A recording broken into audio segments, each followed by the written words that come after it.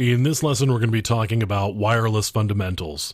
Wireless is actually a set of protocols that are referred to as 802.11. The IEEE maintains this set of protocols that fall into the 802.11 category. And the reason I say fall into the 802.11 category is IEEE actually manages a lot of protocols and they give them numbers.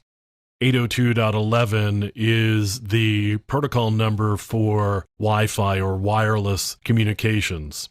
There are actually a number of different types of Wi-Fi or wireless communications, and we're given letters after the 802.11 designation.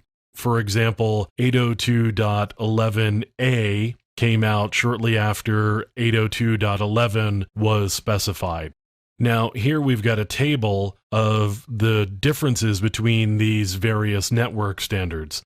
Here we've got 802.11a, for example, was released in 1999. The bandwidth is 20 megahertz because wireless is a radio protocol. It's based on radio waves or radio frequencies.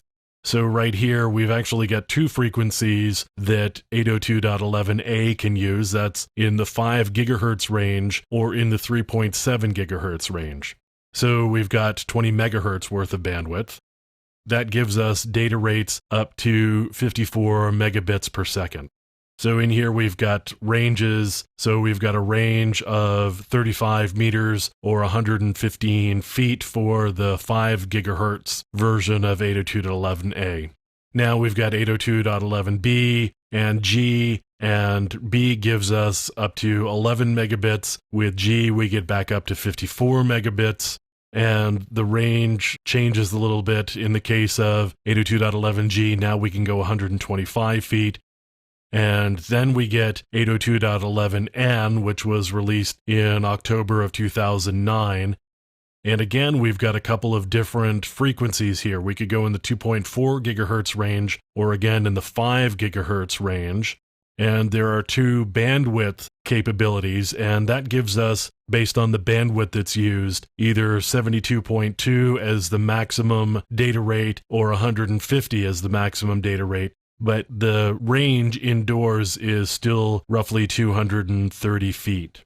As I said, 802.11 is a set of radio protocols that indicate how communication happens over those radio frequencies and how we do things like advertising networks and connecting to wireless access points, and whether you can do something like an ad hoc network. So basically two clients end up communicating with one another.